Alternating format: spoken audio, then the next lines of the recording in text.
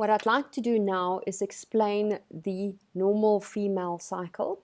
As you can see, a normal length of cycle is divided into 28 days. 14 is red because this is when ovulation happens. As I go through this explanation, think about when you'll do a blood test, what will give us more indications, and also signs and symptoms that appear if the hormones is not regulated. So what happens is, in our first part of our cycle, before day 14, you get where you have an elevation of your estrogen levels. You can see how it increases to day 14. What estrogen does, it helps to feed the small little follicle to grow bigger and bigger until it is a Graafian follicle where it's an egg where the body can then release it. That egg can be fertilized. At day 3, very important time to do a blood test, you get a surge, you get an increase of the hormone FSH. FSH stands for follicle stimulating hormone.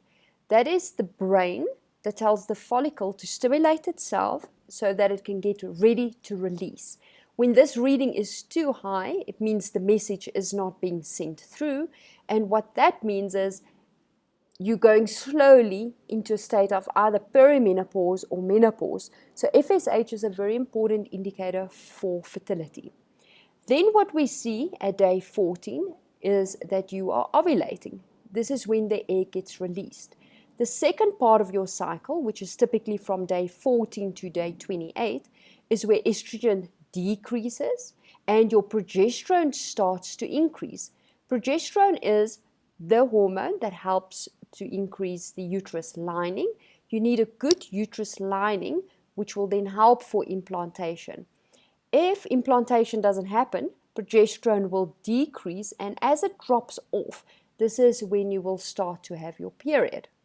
Now you will see in the estrogen dominance, what happens is it's the ratio between the estrogen and the progesterone that plays a very important role in fertility. For some people who have a much longer cycle, they either can have that the drop of estrogen doesn't take the way it should, or it could be that they're actually ovulating later and that affects the hormone as well.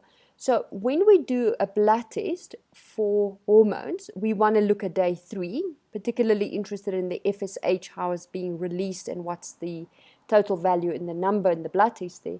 And again at day 21. Day 21 gives us an indication of your estrogen progesterone ratio, and this will give us an idea what's happening with the rest of the cycle. A last note, you count day 1 as the day when you start having your full bleed. If you have any brownie discharge before, that will not be considered as part of the actual cycle and period. So day 1 when the actual period starts.